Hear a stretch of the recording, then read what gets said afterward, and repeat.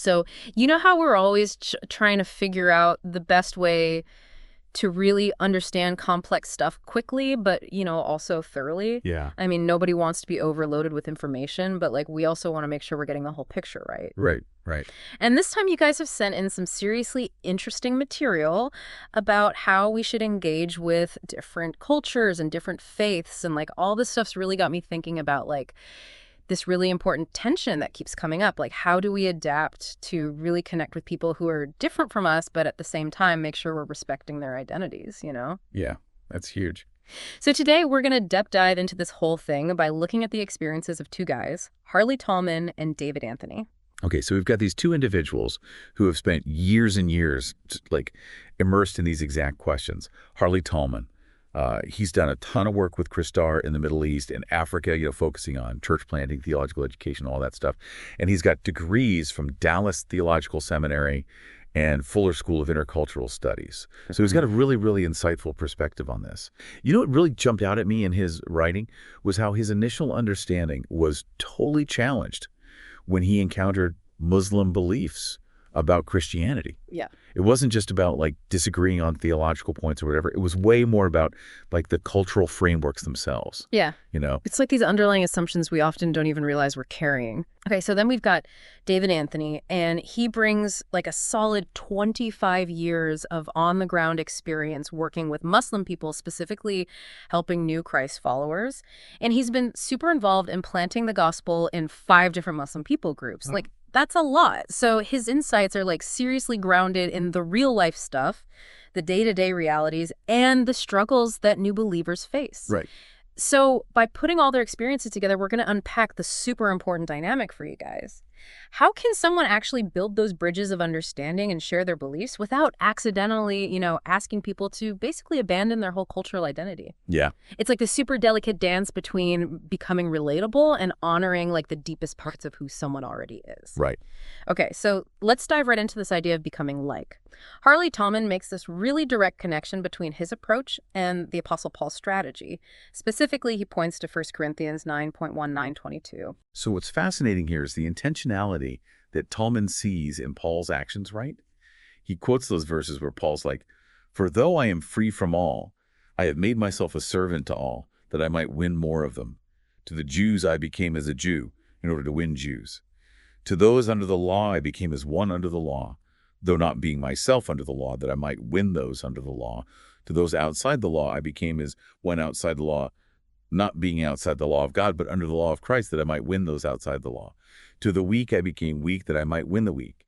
I have become all things to all people, that by all means I might save some." It's like Paul is saying, I'm willing to go all in to meet people where they are. Yeah, it's a radical kind of empathy. Exactly.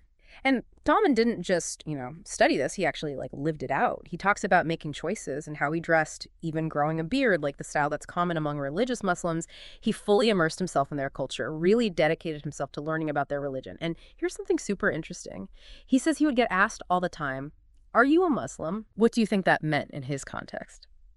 I think for Talman, that wasn't about compromising his own beliefs at all. It was more like a signal that he was building a bridge. Yeah, yeah. It showed that they saw him as someone who genuinely wanted to understand their world, and that opened up these opportunities to share his own faith in a way that felt familiar and relevant to them. Exactly. It wasn't just about fitting in. It was about creating that common ground.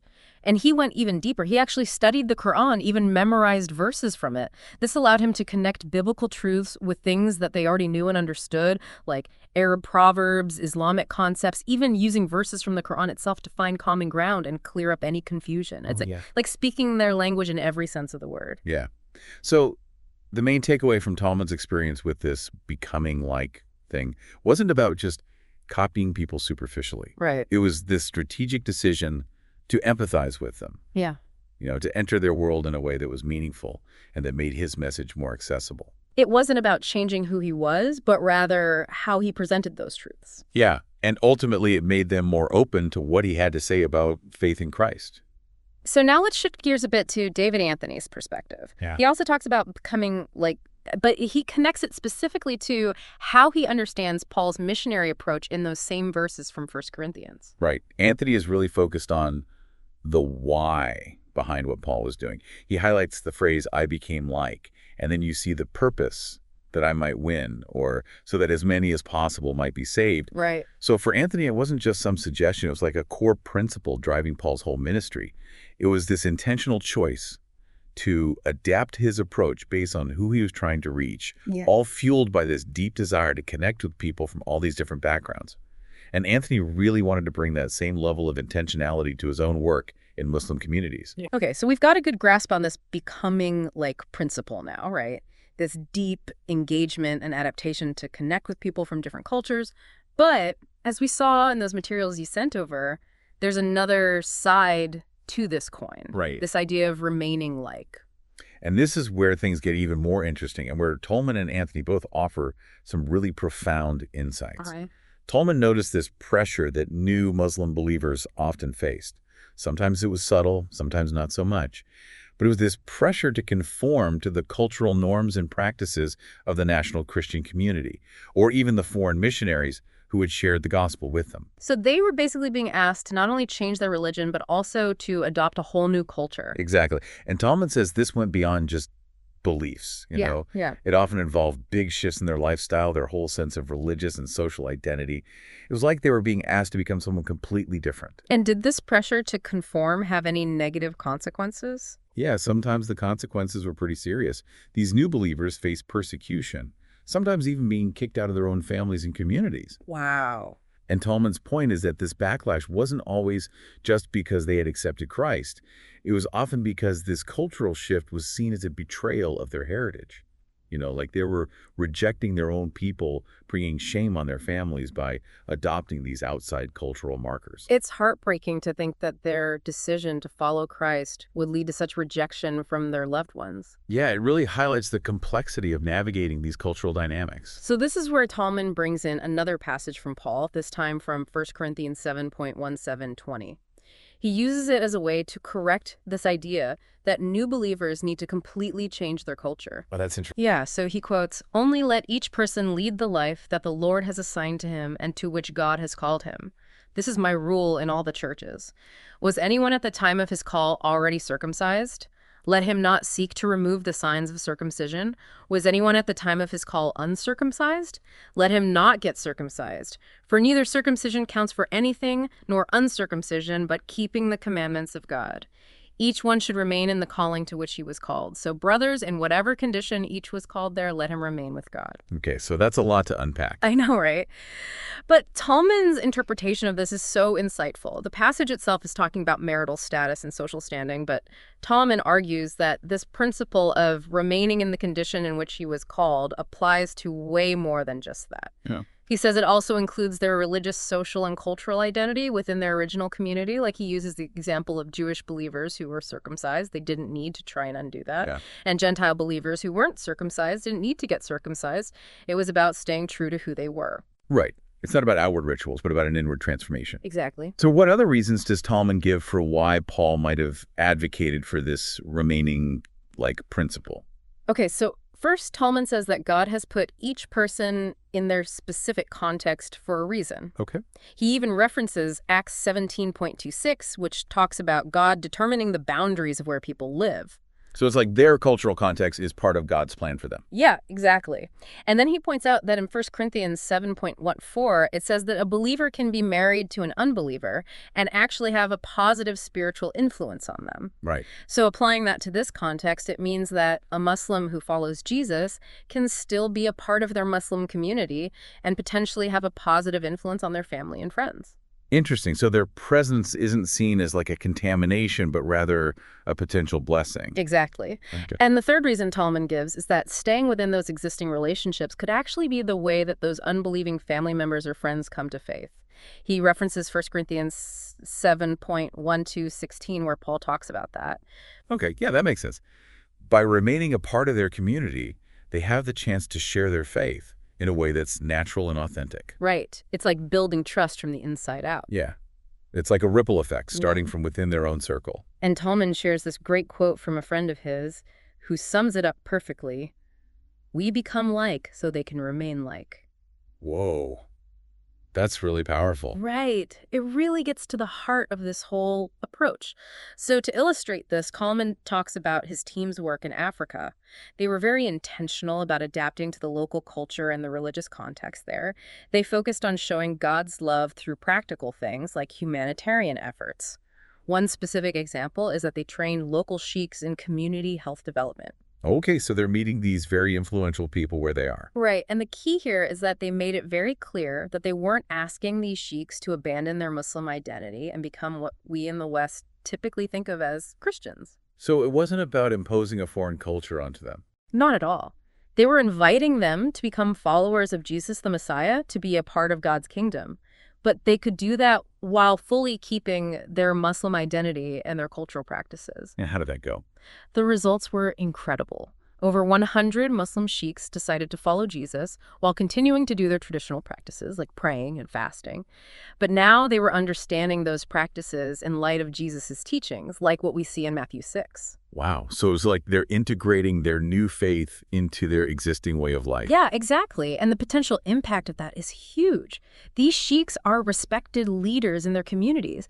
They could lead thousands of people to follow Christ in a way that honors their culture and doesn't force them to become something they're not. That's really encouraging to hear. So David Anthony also talks about these same themes. He shares about how his Muslim friends would sometimes struggle with this unspoken pressure to become more like him, to follow Western church traditions. It's like they felt this obligation to conform. And Anthony, just like Talman, turned to the Bible to figure out what to do. He specifically talks about studying 1 Corinthians 7:17 to 19 and verses 20 and 24 with his friends.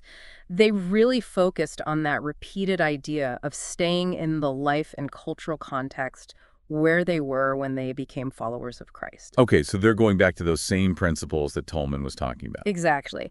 And he quotes those verses where Paul clearly says that this is a rule I give to all the churches. And Anthony and his friends realized that this rule wasn't just about marriage. It applied to religious and cultural tradition, too. So how do they interpret that in a practical way? The example of circumcision in verse 18 was really important for them. They understood it to mean that if someone was already deeply connected to their Jewish traditions when they encountered Christ, they shouldn't feel like they have to abandon those traditions to be a true follower of Jesus. Yeah, makes sense. And they also looked at the part about uncircumcision and understood it to mean that people who weren't part of those Jewish traditions shouldn't feel like they need to adopt them to follow Christ. It's about the freedom to express your faith within your own cultural context. Exactly. So for them, Paul's rule was this powerful encouragement to new believers in these new churches to stay rooted in their original social and cultural environment. It's about finding a way to integrate their faith into who they already are, rather than trying to fit into a mold that doesn't feel authentic. Right. And Anthony points out that ultimately Paul's emphasis is on keeping the commandments of God, like it says in 1 Corinthians 7:1 time. Right. And on the idea of being a new creation, which we see in Galatians 6:15, it's not about whether you're Jewish or Gentile or whatever your background is. What matters is this new identity and this new life that you have in Christ. It's like a spiritual rebirth that transcends cultural boundaries. Exactly. And Anthony even points out that Paul calls this guiding principle a rule that should bring peace and mercy to all who follow it, especially in those new Christ-following communities among the Gentiles. We see that in Galatians 6:16. So it's not just about respecting different cultures, it's about creating a unified community within that diversity. Exactly. And Anthony ends with this beautiful image. He talks about seeing God creating these vibrant new expressions of faith that reflect Christ's character, but they're springing up from within the cultures where they already exist. It's like a movement that's in the world, but not of the world. It's a new creation in an old environment. I love that. It's like a seed that's planted in different types of soil, but still manages to grow and blossom in its own unique way. Right. So if we take a step back and look at everything we've talked about today, it paints a really clear picture of this powerful two-part strategy. Okay. First, there's this crucial step of becoming like. It means really understanding another culture and adapting to it in a genuine way to build trust and mutual respect. Right. It's like that foundation of empathy that we were talking about earlier. But then just as important is this idea of encouraging new believers to remain like their own people, to value and hold on to their existing cultural and social identities. So it's not about assimilation. It's about empowering them to let out their faith in a way that's true to themselves. Exactly. And this whole concept highlights something really profound. True spiritual transformation can happen within any cultural framework. It's not about forcing people to conform to some external set of rules or traditions. It's about embracing those core spiritual principles and letting them shape your life from the inside out within your own unique cultural expression. And that ties back to what we were talking about at the beginning. We want to learn things quickly but thoroughly without getting bogged down in too much information. What we've explored today is a super concise but also deeply impactful way to approach cross-cultural engagement. Yeah, it's about meeting people where they are both culturally and religiously and empowering them to follow Christ in a way that resonates with their own sense of who they are and where they belong. So as you process all this, I want to leave you with one final thought to chew on. How might these ideas of becoming like and remaining like apply to other areas of life beyond just religion? How could we use them to connect with and understand diverse groups within our own communities? Think about the different subcultures, the professional circles, even within our own families. How can we adapt our communication and our approach to build bridges while still respecting the identities and the frameworks of those we're trying to connect with? It's a fascinating thing to consider in any kind of relationship building. Yeah. It's a challenge, but it's a worthwhile one. For sure.